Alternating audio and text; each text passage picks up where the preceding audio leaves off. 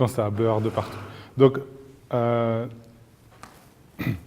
l'insuffisance cardiaque, vue du point de vue du néphrologue, c'est effectivement le syndrome cardio-rénal, où on a une composante de deux atteintes d'organes. L'un dit c'est plus une insuffisance rénale, l'autre dit c'est plus une insuffisance cardiaque. Et en fait, c'est là où on met le curseur, et le curseur de temps est important, sur combien de temps ça se produit. Pour l'insuffisance rénale, classiquement, moins de 3 mois, on dit que c'est aigu, plus de 3 mois, c'est chronique. Donc, je vais juste prendre un petit moment pour reprendre la classification et la physiopathologie du point de vue rénal. Vous parlez des bloqueurs du système rénine-angiotensine et des diurétiques qui souvent posent question, est-ce qu'on doit les arrêter, est-ce qu'on doit les augmenter, comment on doit les manager. Donc on a des règles assez simples à appliquer. Une fois qu'on a compris, on a compris une fois pour toute la vie, même si on n'est pas néphrologue, et un petit cas clinique. Donc, le syndrome cardio-rénal, pour reprendre simplement les choses, c'est un désordre cardiaque et rénal par lequel un dysfonctionnement aigu ou chronique d'un organe peut induire le dysfonctionnement aigu ou chronique de l'autre. Et en fait, le terme il a été utilisé la première fois il y a plus de 100 ans par un cardiologue, pas français, Thomas Lewis, c'est pas français, c'est anglais. Et ce qu'on sait actuellement, c'est qu'il y a une morbimortalité importante, que les dernières études montrent qu'il y a une durée des séjours qui est accrue pour les patients qui développent ou aggravent une insuffisance rénale. C'est l'étude ADER qu'elle vous a montré, et à 2 chiffres importants, c'est que la durée moyenne d'hospitalisation, elle passe de 4 jours à presque le double à 7 jours, et que la mortalité est quasiment doublée, et plus que doublée, elle passe de 4% versus 9% dans le groupe de patients avec une altération sévère de la fonction rénale. Donc c'est bien de les identifier, puisque si on les identifie comme à haut risque et qu'on intensifie le traitement, on a peut-être une chance de rétablir un peu plus la balance dans le bon sens. En termes de prévalence et de pronostic, je vous présente juste une seule étude qui est sortie il y a 14 ans dans Circulation, qui est une très bonne revue de cardiologie, et qui montre que sur 700 patients qui ont en moyenne 69 ans, qui ont une FEVG supérieure à 35% dans 43% des cas, la mortalité sur un suivi moyen de 3 ans est de 37%, et que plus l'insuffisance rénale est sévère, plus ils sont cardiologiquement sévères.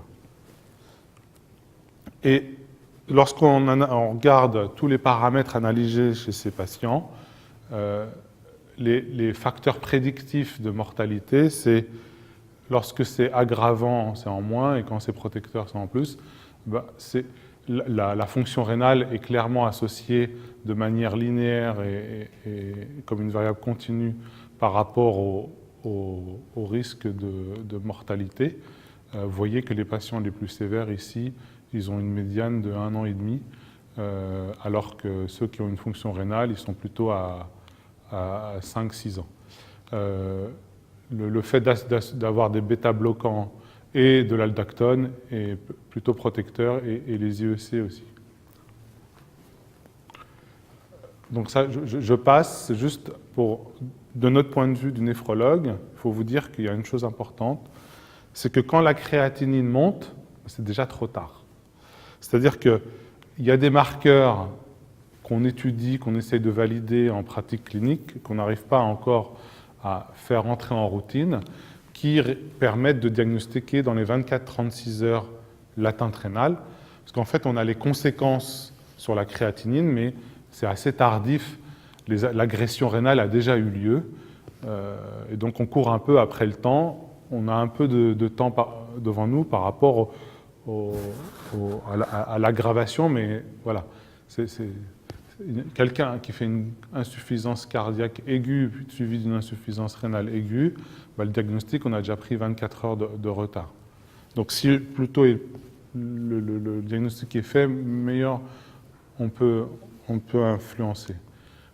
Donc ça, c'est les 4 types finalement, parce que le 5e type, Samia est passé dessus très très vite, c'est normal, parce qu'en fait c'est un mélange de type 1 et type 3, en fait, c'est 1 plus 3 égale 5. Mais bon, donc le type 1, c'est l'atteinte causale est une affection cardiaque aiguë. et le rein, il trinque. Le rein, il trinque, il peut trinquer en aigu et récupérer complètement. Et il peut, s'il trinque longtemps, c'est l'autre type. Donc, s'il trinque en aigu, en général, on a des marqueurs qui disent que il va récupérer. Le rein s'adapte en réabsorbant son sel. Donc, en général, il retient son sel, il inverse le rapport natriurèse sur kaliurèse et il augmente de manière plus importante l'urée que la créate. Et donc, en fait, le traitement, souvent, c'est toujours les diurétiques. On peut être amené à utiliser l'ultrafiltration et on peut être amené à utiliser tous les traitements dont elle vous a parlé. Le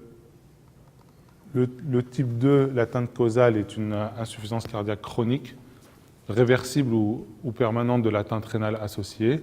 Et là aussi, on utilise des diurétiques de lance et thiazidiques. On peut utiliser aussi les thiazidiques plus de l'anti-aldostérone. Et si on est fou en milieu hospitalier et qu'on surveille bien, on pourrait même en fait utiliser les diurétiques de lance, les thiazidiques et les anti-aldostérones qui permettraient de un peu tempérer la kaliémie. Mais on joue un peu avec le feu. Du coup, en général, on n'utilise que 2. Donc, dans ces cas-là, on améliore très vite la volémie. Et le rein a une capacité d'adaptation dans une fourchette de volémie. Et très, très vite, on sait si il peut s'adapter et récupérer ou pas. Donc, le syndrome cardio-rénal type 3, c'est l'atteinte causale est une insuffisance rénale aiguë. Et c'est des situations finalement qui ne sont pas si fréquentes que ça. La majorité des cas d'insuffisance rénale, ils sont chroniques et on arrive à une situation aiguë, on va dire, c'est pas aigu, c'est subaiguë d'une situation qui n'a pas été diagnostiquée avant. Et le problème, c'est que souvent, on n'a pas de valeur de créatinine au préalable et que les 24 premières 48 heures, on ne sait pas trop et ça va être un faisceau d'arguments qui vont nous orienter plutôt vers l'origine chronique ou aiguë. Le dernier, le type 4, donc c'est le plus fréquent finalement. C'est l'atteinte causale est une insuffisance rénale pour le néphrologue chronique. On utilise des diurétiques de lance à forte dose. Et un des meilleurs traitements, c'est aussi la correction de l'anémie et de l'hypobicarbonatémie, l'acidose, qui permettent d'améliorer la réponse au traitement, parce qu'en situation d'acidose, beaucoup de médicaments sont moins efficaces et qui permettent d'améliorer la contractilité cardiaque. Voilà. Donc, pour ce qui nous concerne, pour ce type-là, le type 4, on implique beaucoup les cardiologues parce que le risque cardiovasculaire chez nos patients insuffisants rénaux chroniques est majeur. Il y a un risque surajouté d'événements cardiovasculaires x 10, donc on n'est pas dans l'ordre de grandeur de dyslipidémie, on est à des facteurs beaucoup plus importants et que souvent on fait des bilans lipidiques alors qu'on devrait faire des créatinines, tout simplement, et que les patients qui ont une insuffisance rénale chronique stade 5, 50% décèdent d'origine cardiovasculaire et que la médiane de survie en dialyse, donc des patients stade 5 en épuration, c'est quasiment un cancer métastasé, c'est 50% à 5 ans la médiane. Donc le taux de mortalité est très important en dialyse. Lorsque on fait un infarctus, par exemple, et qu'on a une insuffisance rénale chronique, on a une survie à 2 ans qui est de 50% seulement, alors qu'en comparaison, dans la population générale, un infarctus, 10 ans après, on a 75% de la population. Donc vous voyez le gap énorme qu'il y a en termes de pronostic cardiaque.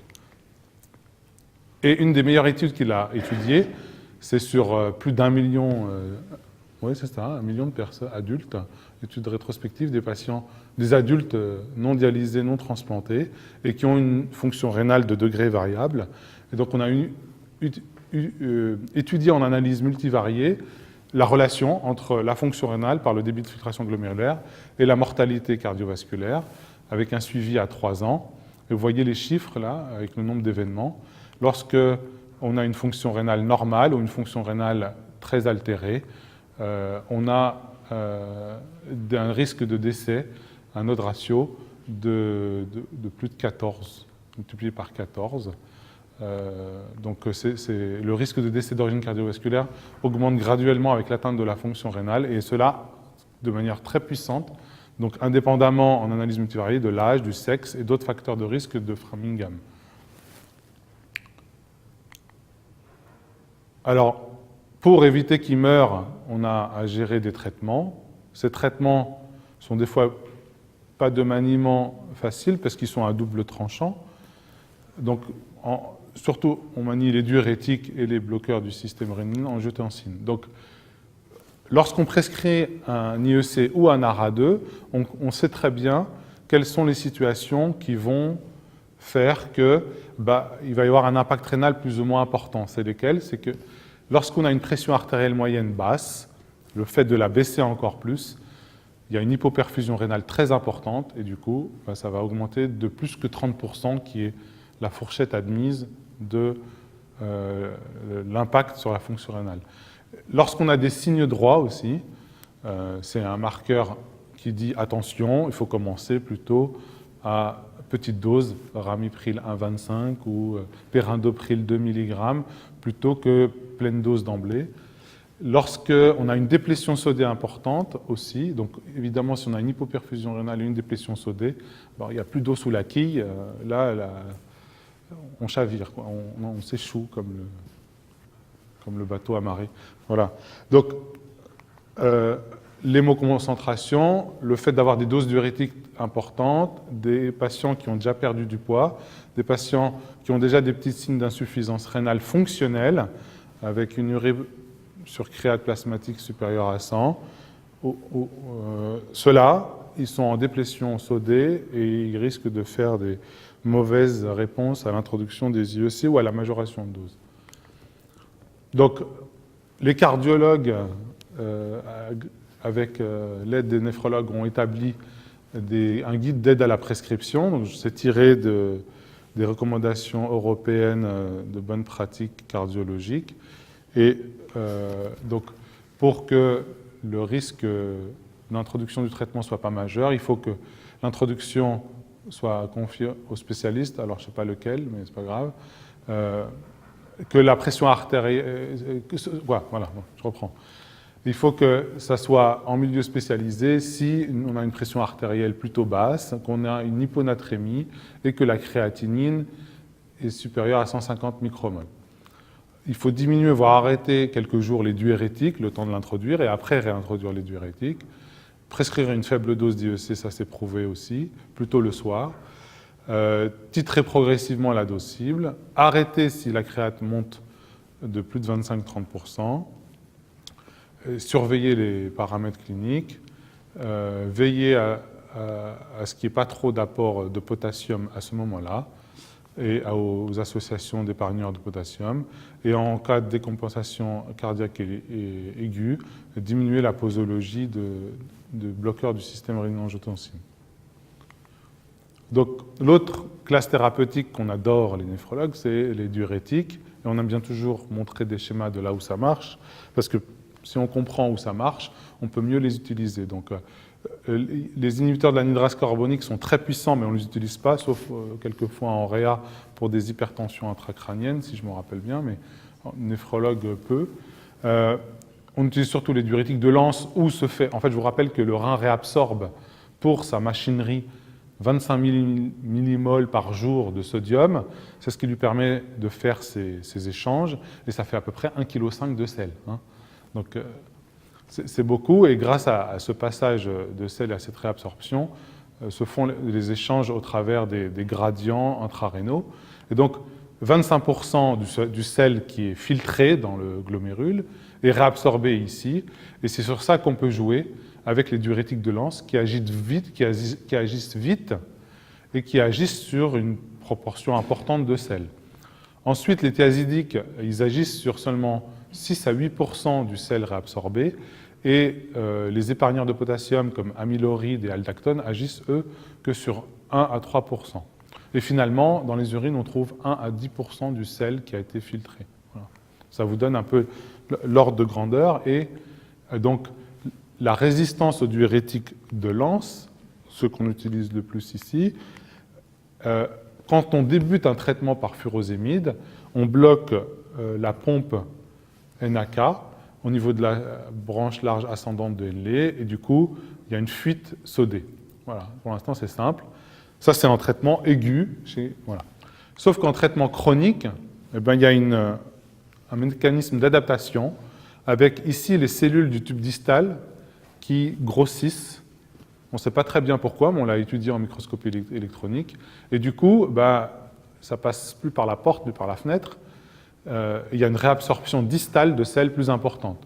Du coup, chez ces patients, ça explique pourquoi le fait d'utiliser des thiazidiques, ici, bah ça potentialise énormément l'effet, et même c'est salvateur, puisque lorsqu'on a un échappement au diurétique de Lens, et on ne peut pas les arrêter puisqu'on veut une escalade, on est contraint d'utiliser les thiazidiques. Et le gros problème de cette association, c'est quoi? C'est l'hypokaliémie, en fait, parce que dans les deux cas, il y a une fuite potassique importante, et du coup, on passe de 4 millimoles à 2 millimoles de potassium en 48 heures de traitement. Donc, c'est pour ça que ça ne se manipule pas facilement, non plus en médecine de ville, et qu'il faut pouvoir peut-être hospitaliser le patient pour la double association, ou alors le monitorer. Voilà. Donc, le fait de mettre les thiazidiques rétablit une fuite potassique plus importante. Voilà.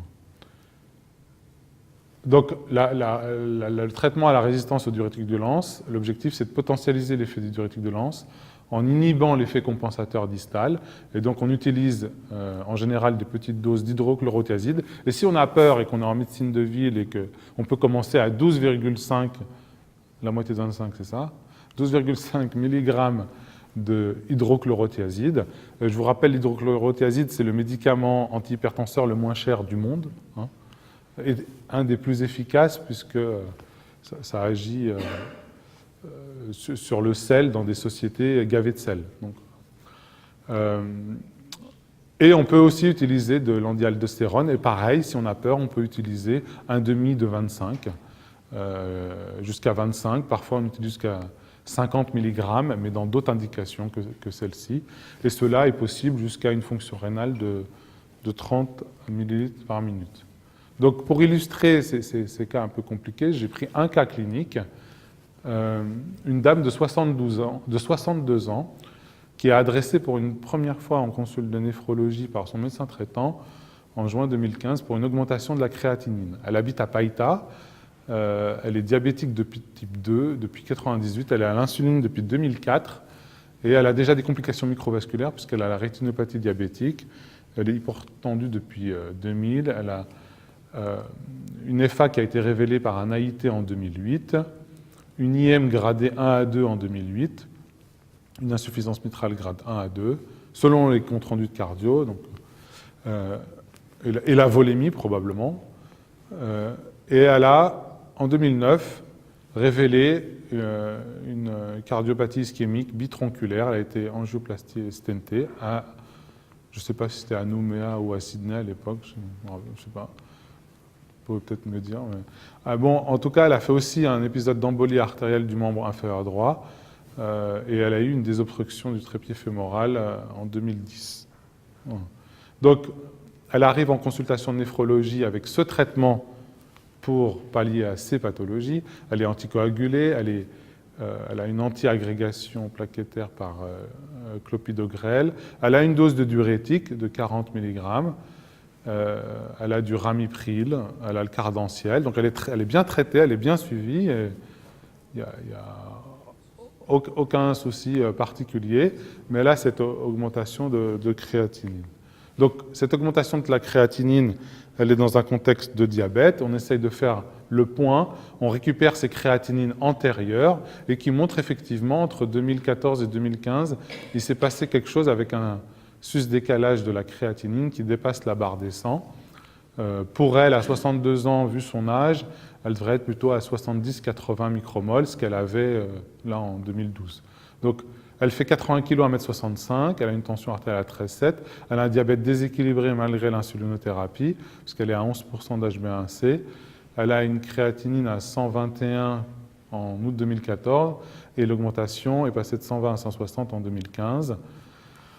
Et lorsqu'elle vient en consultation, en fait, elle avait baissé un petit peu sa créatinine. Donc on la bilante, on lui fait un bilan phosphocalcique, une bicarbonatémie, une protéinurie, une hématurie, une échographie rénale pour un peu compléter le tableau néphrologique. Et à ce stade-là, vu la stabilité sur ces mois-là, on peut dire qu'elle a une insuffisance rénale chronique avec une clairance à 40 ml minute. Donc, elle est évaluée par son cardiologue traitant qui en écho-cœur retrouve une dysfonction VG systolique minime avec une FEG à 45-50%. Elle a des séquelles de sa cardiopathie ischémique avec une akinésie. Elle n'a pas trop de remodelage sur le VG. Elle a des diamètres et pressions qui sont corrects. Elle n'a pas de dilatation de l'oreillette droite, de l'oreillette gauche. Elle a une pression artérielle pulmonaire normale. Elle a une insuffisance mitrale gradée à 1. Et sur le CG, elle a l'onde Q séquellaire en inférieur et rien de bien méchant, stable sur plusieurs échos et plusieurs ECG. Donc, elle est perdue de vue au point de vue néphrologique, malgré les recommandations de son médecin traitant, de son cardiologue et du néphrologue qui a enfoncé le clou en disant qu'un suivi de la fonction rénale était quand même assez important dans sa situation. Elle revient 2 ans plus tard, en juin 2017, avec le même poids, une tension plus basse et un diabète mieux équilibré, mais après un épisode de décompensation cardiaque, 2 mois après, c'était en février-mars, et donc elle vient en juin, et là, elle a une créatinine à 213 micromoles, une protéinurie, elle est macroprotéinurique, et une natriurèse quand même significative. Donc en fait, nous, dans cette situation, on est embêtés puisqu'on se demande si l'augmentation de la créatinine est du fait simplement de la décompensation cardiaque et qu'elle fait une petite poussée aiguë d'insuffisance rénale sur laquelle elle va récupérer, ou si elle a pris un palier chronique. C'est ça notre principale inquiétude. Et en fait, souvent, ça n'est que le suivi évolutif qui le dit. Parfois des marqueurs un peu effectivement de protéinurie ou autre, mais souvent c'est le suivi évolutif. Parce que pour le savoir, il faudrait faire une biopsie rénale, par exemple, pour voir les lésions, sauf qu'en étant sous coumadine et Plavix, bon, c'est un peu compliqué. Donc, elle revient en août 2017. Vous voyez, elle était à 82 kg. Et là, elle est à 94 kg, elle a pris 12 kg, elle est gonflée d'œdème, elle est bien remplie, et bien remplie avec un cœur qui ne marche pas trop mal, ça fait baisser la créatinine. Donc elle a baissé sa créatinine à 167 micromoles. Elle a un contexte septique et de glomérulopathie qui se majore. Elle a une tension artérielle haute. Donc, elle est mieux au niveau rénal, mais au niveau cardiaque, elle est beaucoup moins bien. Et ces situations-là laissent plutôt la voie de privilégier plutôt le cœur que le rein. Et dans ces cas-là, on va la dépléter. Il n'y a pas le choix. Donc, que faites-vous avec cette situation-là? La déplétion, je vous ai dit, mais on a plusieurs choix de déplétion. Est-ce qu'on majore la dose d'IEC? Est-ce qu'on baisse la dose d'IEC qu'elle a? Elle a une petite dose de 2,5. On peut la baisser encore à 1,25. Est-ce qu'on majore le furosémide? Elle a 40 mg. Est-ce que vous jugez que c'est une petite dose, une moyenne dose, une grosse dose? Est-ce que vous risquez à jouer la carte de la double natriurèse avec des thiazidiques ou du furosémide plus d'andétalène, ou je ne change rien?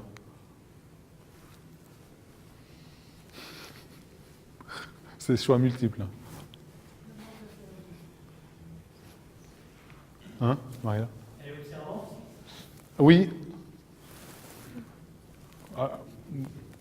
Elle est observante, je sais pas. Son médecin traitant est là. Moi, je dirais oui, mais le spécialiste se plante 90% des cas sur l'observance des patients. Plus ou moins, ouais. Si elle était observante. C'est pas mon job. Observante, c'est pour moi. Non, mais il y a plusieurs possibilités. On peut majorer la dose d'IEC puisqu'elle est plus confortable au niveau rénal. On peut monter jusqu'à 5 mg pour essayer de privilégier le cœur, justement. Baisser la dose d'IEC n'a pas beaucoup d'intérêt puisqu'on a déjà eu une amélioration rénale. On doit même là majorer la dose de furosémide parce que 40 mg pour quelqu'un qui a 200 micromoles, c'est peu. Parce qu'en fait, avec l'insuffisance rénale chronique, induit une résistance au diurétique. Et alors que chez le normorénal, on est sur des fourchettes de 40 à 80 mg, chez l'insuffisant rénal, on passe d'un palier, on est plutôt à 125, 250, 500, 750 mg. Donc, on peut majorer le furosémide, ou alors on majore le furosémide, on rajoute un thiazidique, et on peut aussi majorer le furosémide et mettre un anti-aldostérone, puisqu'on est encore à des clairances de 40 ml minute, 30-40, c'est encore possible. Ne change rien, c'est pas trop lui rendre service, même si ça se trouve, c'est ce qu'elle a dû. Elle a peut-être fait ça après être sortie des consultations avec les différentes ordonnances. Bon. Donc l'évolution rénale chez elle, ça n'a pas été terrible. Immédiatement, il y a eu une petite dégradation, mais ça n'a pas été trop inquiétant puisqu'on a réajusté, elle est redescendue. Mais c'est l'évolution rénale sur 2017-2018 qui a été moins bonne, puisqu'en juillet 2018, il y a 2 mois, elle arrive avec un poids qui est mieux que quand elle était en décompensation cardiaque, une tension qui est plutôt correcte, une hémoglobine glyquée, là je ne vous ai pas mis, elle était à 7% toujours, et une créatinine à 300 micromoles avec une urée à 27 millimoles. Donc quand on a une urée comme ça proportionnellement beaucoup plus élevée que la créatinine, en général quand on a des valeurs d'urée à 27 millimoles, on est plutôt à 500-600 de créate. Donc il y a une composante fonctionnelle, mais vu la chronicité, vu le fait qu'elle a une protéinurie et à l'échographie rénale des reins qui sont un peu plus petits, il y a peu de choses qu'on récupère quoi que ce soit. Donc on a du fonctionnel, on a du réversible, mais en fait c'est un peu comme un iceberg. La partie apparente, c'est le fonctionnel, mais il y a tout ce qui est en dessous qui ne récupérera pas. Donc notre marge de manœuvre, elle est étroite. Donc elle a une insuffisance rénale, on va dire stade 4 à 5, elle a une clairance à 14 ml minute. Ce qu'on a pu lui proposer, c'est de lui mettre un peu d'érythropoïétine pour être mieux en termes d'hémoglobine à plus de 11 grammes pour ne pas avoir d'influence sur le cœur. Et puis parce qu'il est prouvé aussi que corriger l'anémie retarde l'arrivée en dialyse. Il est prouvé aussi que la correction de l'acidose retarde l'arrivée en dialyse. On est sujet à apporter du bicarbonate, sauf que les insuffisants cardiaques, on est un peu coincé parce que c'est du bicarbonate de sodium. Donc on ne peut pas apporter un truc aussi et son contraire pour le cœur. Donc c'est parfois difficile. Et donc on n'a pas grand-chose à lui proposer, si ce n'est la préparation à la dialyse. Et on peut lui proposer aussi peut-être de discuter avec le cardiologue et du risque hémorragique beaucoup plus important chez elle parce que l'insuffisance rénale chronique s'accompagne d'une augmentation des temps de saignement. Les marqueurs de la coagulation restent normaux, mais il y a une thrombopathie urémique qui fait qu'on a un allongement des temps de saignement et que ça ne se voit pas sur les tests, à part le test de temps de saignement. Et donc en fait, l'insuffisance rénale plus l'accumulation des antiagrégants plus la coumadine, nous on n'est pas du tout confortable et on a de gros problèmes d'hémorragie chez nos patients qui sont insuffisants rénaux quand ils sont sous duoplavin plus coumadine. À part la phase aiguë, il y a peu d'indications à les maintenir comme ça très longtemps. Voilà. Donc là, on avait un syndrome cardio-rénal un peu spécial puisque il était plutôt mixte, type 2 et 4. Et la classification, elle est là pour comprendre, mais la situation réelle est parfois plus compliquée. Voilà. Merci pour votre attention. Bonsoir. Je vais vous ouvrir les portes de la réanimation parce que malheureusement, quand les patients ont une insuffisance cardiaque, eh bien souvent ils sont hospitalisés en réanimation et même réhospitalisés très fréquemment. Donc, vous avez bien fait de venir. Si vous en doutiez encore après les 2 belles présentations que vous avez eues, l'insuffisance cardiaque, c'est quelque chose de très fréquent. Vous avez probablement dans vos cabinets de consultation énormément de patients qui souffrent de cette pathologie. C'est à peu près 10% des sujets de plus de 75 ans. C'est la principale cause d'hospitalisation chez le sujet de plus de 65 ans. C'est des réhospitalisations très fréquentes. Et non seulement c'est quelque chose de fréquent, mais en plus c'est quelque chose de grave avec une morbimortalité qui est très élevée. On dit que lorsqu'on a un patient qui est admis à l'hôpital pour une décompensation aiguë de son insuffisance cardiaque, eh bien il a un pourcentage de mortalité dans l'année qui est entre 10 et 30%. Donc c'est fréquent, c'est grave. La principale cause d'insuffisance cardiaque aiguë, c'est la cardiopathie ischémique. Donc il y a une prévalence très importante en Nouvelle-Calédonie du fait de l'importance des facteurs de risque, hypertension, diabète, obésité. Et la dernière raison pour laquelle vous avez bien fait d'être là, c'est que tous les 4 ans, la Société européenne de cardiologie publie des recommandations qui guident la bonne prise en charge et les conduites thérapeutiques. La dernière prise en charge et la dernière recommandation, elle date de 2016. Samia vous en a un petit peu parlé, je vais également vous en parler et c'est surtout intéressant pour la prise en charge diagnostique au cabinet, quels sont les signes de gravité qui peuvent alerter le clinicien pour orienter son patient vers un service de prise en charge aiguë comme la réanimation. Alors pour illustrer mon topo, eh bien, je vais vous faire partager un peu notre quotidien. Vous illustrez le cas d'une patiente de 72 ans qu'on a admise en juin dernier au Medipôle. Elle est hypertendue, elle a fait un AVC en 98, mais elle a complètement récupéré. Et puis, elle est insuffisante rénale terminale. Elle est dialysée depuis 2004, elle avait bénéficié d'une greffe rénale en 2009. Et puis, du fait de complications sur son greffon à type de lithiase, eh bien, elle est à nouveau redialysée depuis 2014. Elle est dialysée sur une fistule artério-veineuse du bras gauche qui est située en humérale. Vous verrez que ça a une importance dans la suite de cette présentation. Et puis, cette fistule dysfonctionne et donc, eh bien, il est décidé de créer une nouvelle fistule humérale, mais à droite, en juin dernier. Elle est hospitalisée le 14 juin pour un sepsis à staphylocoque aureus métiès, puisque malheureusement, sur cette nouvelle fistule, le bras est très rouge, très inflammatoire. Elle avait une lésion qu'elle a grattée et qui s'est surinfectée avec un infiltrat non collecté, donc non chirurgical de sa fistule, qui est traité par traitement antibiotique à l'hôpital par céphazolines et gentamicine. Donc là, on est très content. On a notre diagnostic, on se dit que l'affaire est dans le sac, la patiente va rentrer chez elle et que tout est bien. Mais les choses ne se passent pas vraiment comme ça, puisque moins d'une semaine après, l'équipe de réanimation est sollicitée parce que cette patiente est en détresse respiratoire aiguë. Alors cliniquement, elle a une orthopnée majeure, elle ne peut pas du tout s'allonger dans son lit. Elle a un essoufflement, une dyspnée stade 4 de la NYHA, une turgescence jugulaire, elle a pris du poids. À l'auscultation, elle a un freinage expiratoire, mais elle reste normotendue.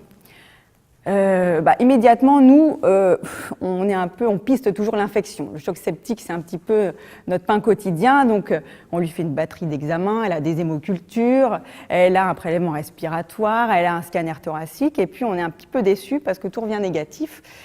Et on se dit que c'est pas vraiment une évolution d'un choc septique. On se tourne donc vers le bilan cardiologique. Elle a évidemment une échographie, un ECG, des marqueurs, les enzymes cardiaques. Et là aussi, on est un petit peu surpris parce que, d'une part, elle n'a pas d'endocardite, les marqueurs cardiaques ne sont pas élevés, donc elle n'a pas d'ischémie myocardique, le CG n'est pas modifié, et elle n'a pas de signe d'insuffisance cardiaque droite à l'échographie, il n'y a pas d'argument pour une embolie pulmonaire. Bon, en attendant de savoir véritablement la cause de son insuffisance cardiaque, on la traite de manière symptomatique, c'est ce que vous a dit Samia.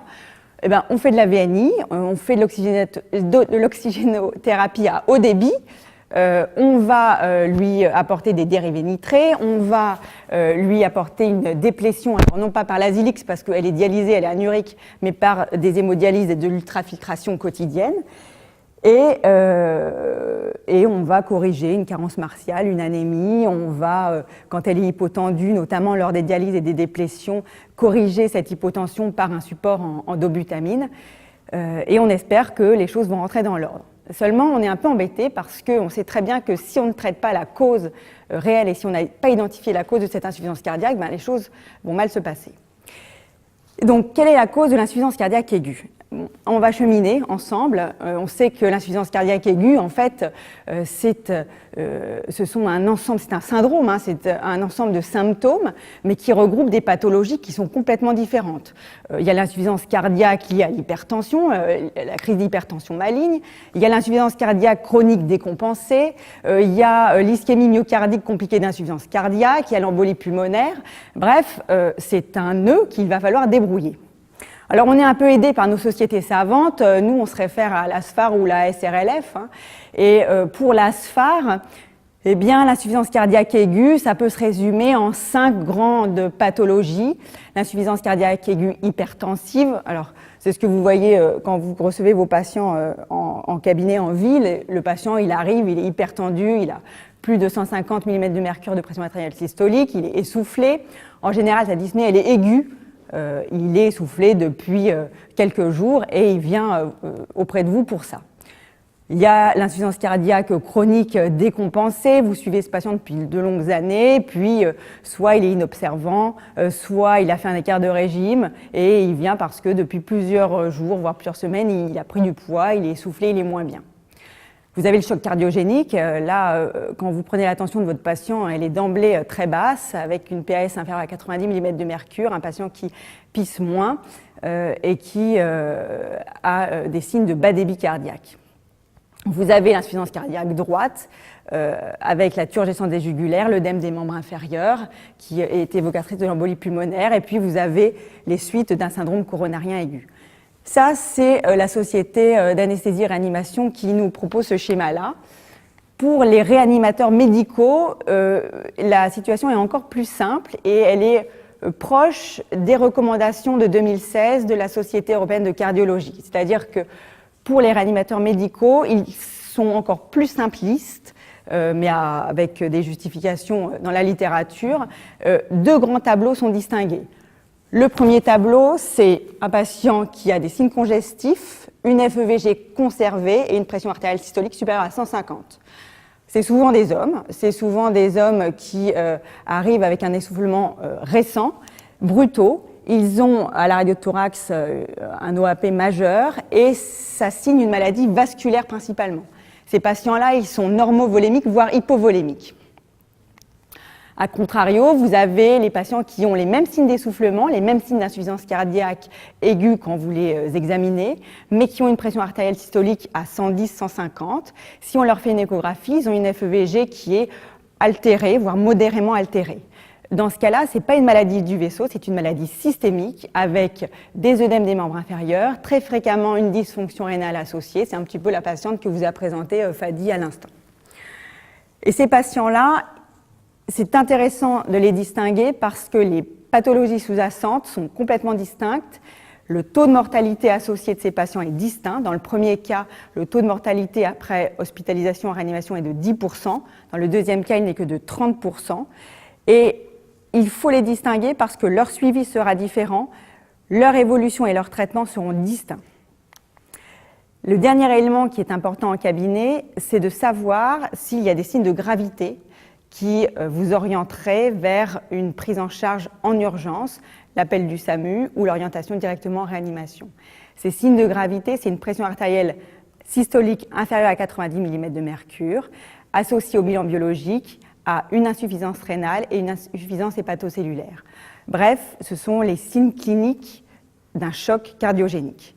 Le choc cardiogénique doit être pris en charge en urgence. On parle souvent des golden hours pour la prise en charge du sepsis.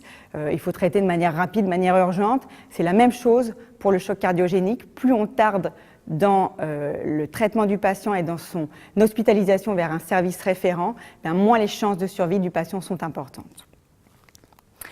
Voilà, ça c'est l'étude qui a été faite en 2006 par Alexandre Mebaza. La bibliographie, si elle vous intéresse, si vous voulez un petit peu creuser dans le sujet, les deux auteurs principaux en réanimation, c'est Alexandre Mebaza et Alain Combes, qui ont été tous deux parties prenantes dans la réalisation des recommandations de la Société européenne de cardiologie en 2016. Donc c'est ce que je vous expliquais. Lorsque vous avez votre patient, qui est le premier patient qu'on a vu tout à l'heure, qui est l'homme assis, alors mon pointeur fonctionne, voilà, il est là. Donc c'est l'homme qui est assis, qui a l'hypertension, et bien son pronostic sera favorable. La dame, elle est là, et vous voyez que si vous êtes en choc cardiogénique, si vous avez ces signes-là, à 1 an, vous avez une mortalité qui est augmentée à 68%.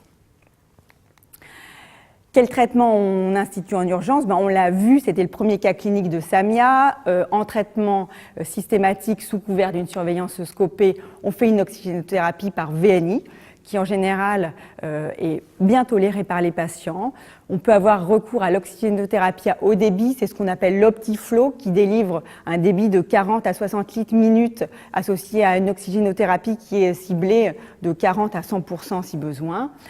On instaure un traitement par diurétique de Lens IVSE avec en général de très fortes doses quand les patients sont en réanimation. On monte jusqu'à 1 gramme jour, associé à des diurétiques thiazidiques et des diurétiques anti-aldostérone, en surveillant la kaliémie évidemment. Et on associe cela avec une perfusion de dérivés nitrés, c'est du Risordan qu'on débute aussi à forte dose à 2 mg/h IVSE. Lorsque les patients ont une instabilité hémodynamique, la drogue de choix, c'est la dobutamine, qu'on débute à 5 gamma-kilo-minute et qui peut être augmentée jusqu'à 15 gamma-kilo-minute. Je passe vite parce que tout ça, on l'a vu et c'est un peu de la redite, mais c'est pour que vous puissiez avoir des éléments qui soient clairs. Ce n'est pas une spécificité française, ce traitement, c'est fait dans le monde entier. Vous avez vu que quand même, en général, quasiment 90% des patients qui ont ces symptômes bénéficient tous de diurétiques, mais paradoxalement moins de vasodilatateurs et encore moins d'inotropes. Alors autant les inotropes, on peut le comprendre parce qu'ils ne sont pas tous hypotendus, loin de là, mais pour les vasodilatateurs, c'est moins bien parce que depuis 2011, on sait déjà que même chez les patients qui ont une pression artérielle systolique à 110, eh bien l'association d'un vasodilatateur et d'un diurétique est bénéfique. Vous voyez que c'est même la population qui, dans l'étude d'Alexandre Mebaza, en bénéficie le plus, avec une réduction ici de la mortalité qui est vraiment beaucoup plus importante lorsqu'il y a une association vasodilatateur, donc Risordan et diurétique.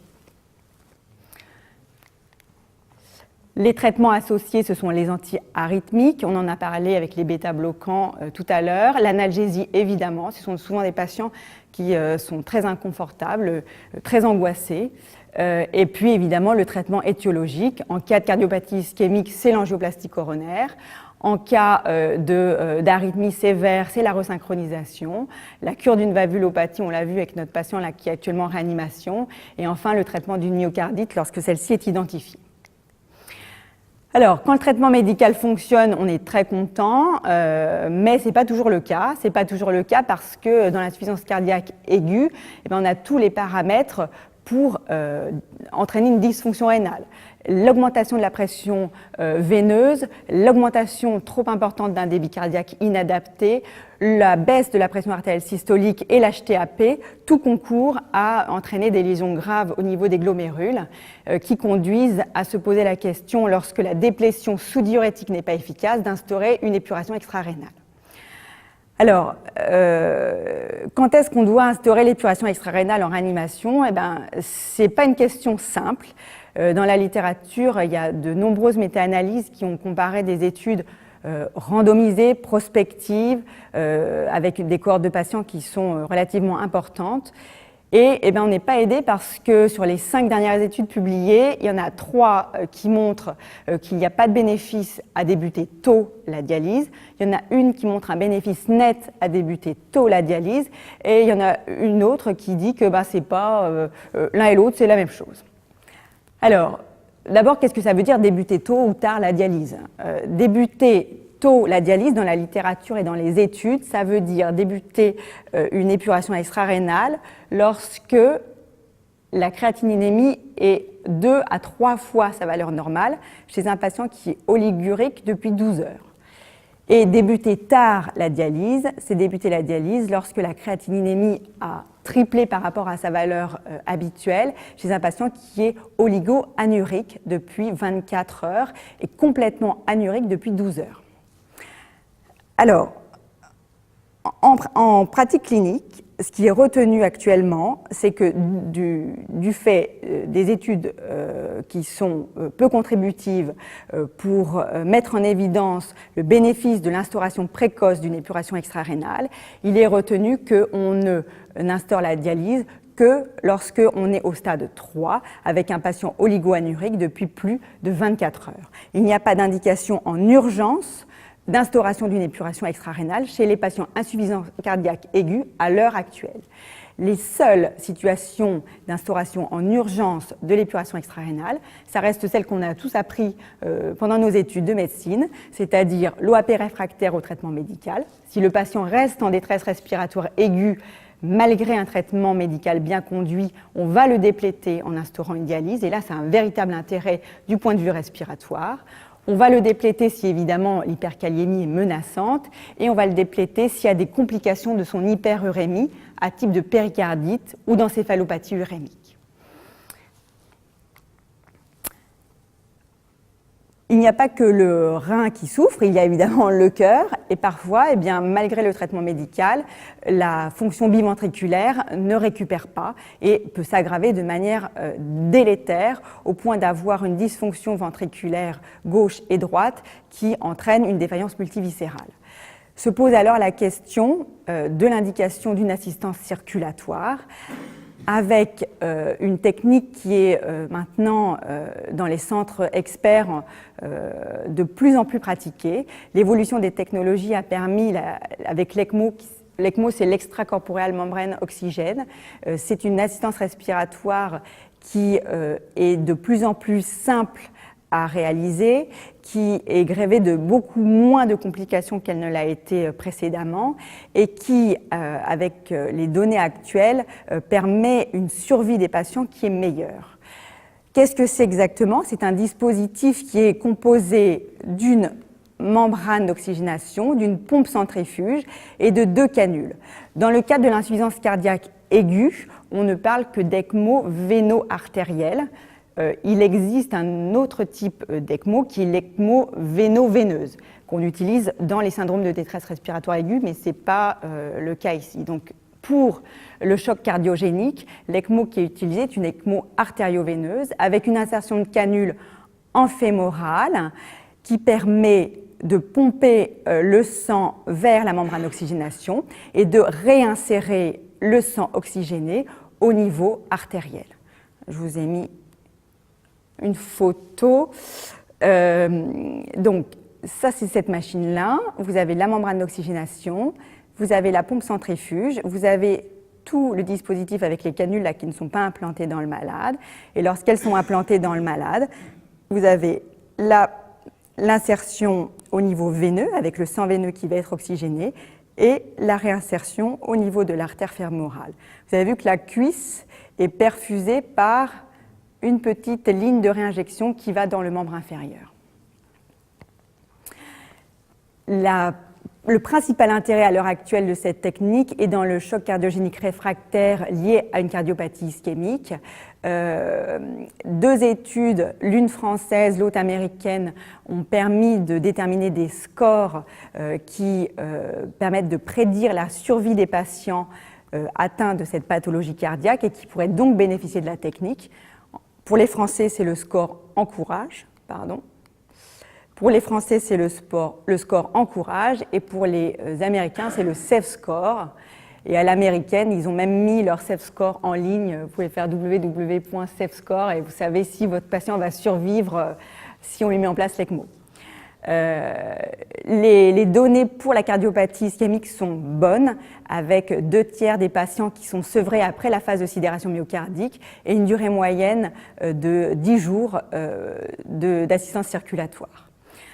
Pour l'instant, ce sont des recommandations de grade B parce qu'il n'y a pas d'études bien menées et avec une cohorte importante de patients. Et Alain Combe, à la Pitié-Salpêtrière, a monté un PHRC qui est en cours actuellement, c'est l'essai ENCORE, dont on attend les résultats et qui pourront peut-être changer les recommandations à l'avenir.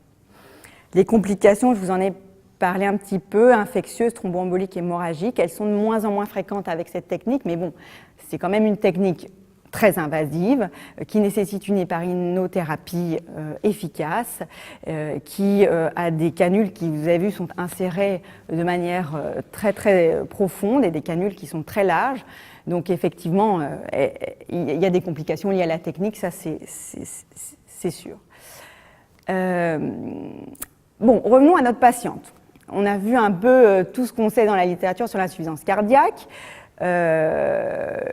Elle est toujours avec son traitement médical, sa VNI, son Risordan, ses déplétions par dialyse.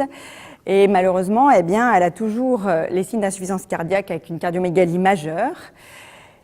Et on a peut-être un élément supplémentaire que je vous ai caché jusqu'à maintenant, qui est à l'échographie, quand on fait une ITV sous-aortique, un débit très élevé, à 10 litres minute. Et il y a une des causes d'insuffisance cardiaque dont on n'a pas parlé. Oui, en débit cardiaque.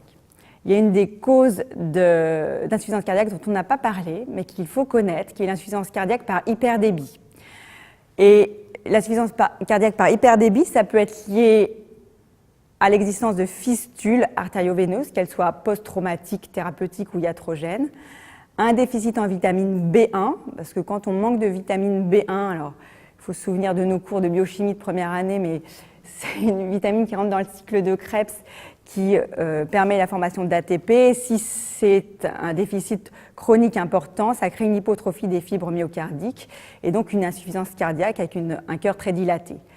Il peut y avoir aussi une hyperthyroïdie, il faut doser la TSH, et une anémie. Alors je sais qu'il y a des témoins de Jéhovah qui sont assez présents en Calédonie, qui ne sont pas transfusés, des femmes qui sont en carence martiale sévère, et des fois on voit des patients qui arrivent avec 3 grammes d'hémoglobine. Donc chez notre patiente, on n'avait pas une anémie, on a dosé la TSH et elle était normale, on a dosé les vitamines, notamment donc la B1 mais également la B6, tout était normal. Et on s'est dit que finalement, cette deuxième fistule qui avait été créée en juin, alors que la première fistule était encore en place et encore fonctionnelle, était peut-être la cause de cette insuffisance cardiaque. Donc ce qu'on a fait, c'est qu'on a mesuré avec l'aide des radiologues les débits des 2 fistules qu'elle avait, humérale droite, humérale gauche, qu'on l'a corrélé à son débit cardiaque, et elle avait plus de 4 litres minute de débit sur les fistules. Donc un rapport entre son débit cardiaque et son débit fistule qui était très important et qui avait été la cause de cette décompensation. Alors vous avez vu, si vous vous souvenez, elle était arrivée le 20 juin dans notre service. On a lié les fistules que le 6 juillet, donc avec déjà une insuffisance cardiaque qui avait évolué pendant 15 jours avec de la VNI quasiment en continu. On a posé un cathéter de dialyse, on l'a dialysée, elle s'est améliorée, on était très contents. Et puis malheureusement, on a peut-être fait ce geste thérapeutique un peu tard parce qu'elle a eu 2 complications sévères, un BAV3 avec nécessité d'implanter un pacemaker et puis une décompensation septique sévère à point de départ pulmonaire qui fait que le devenir a été assez sombre pour cette patiente. En conclusion, l'insuffisance cardiaque aiguë, c'est fréquent, c'est grave. La morbimortalité est importante. Si on peut agir en prévention, c'est formidable. Si on peut optimiser l'éducation thérapeutique des patients et leur éviter des séjours multiples à l'hôpital, je pense que c'est leur rendre le plus beau des cadeaux qu'on puisse faire. Et puis, si on a une liste au Père Noël à faire, alors c'est pas la période, mais on peut toujours la faire, on attend toujours le médicament miracle. Et puis, on aimerait que la technique dont je vous ai parlé, l'ECMO, elle arrive en Nouvelle-Calédonie, parce que pour l'instant, on est dépendant des équipes australiennes pour cette assistance circulatoire. Et quand on sait que le délai de mise en place de ces techniques est fondamental dans le devenir des patients, on aimerait pouvoir leur apporter ça ici sur le territoire. Voilà, je vous remercie de votre attention.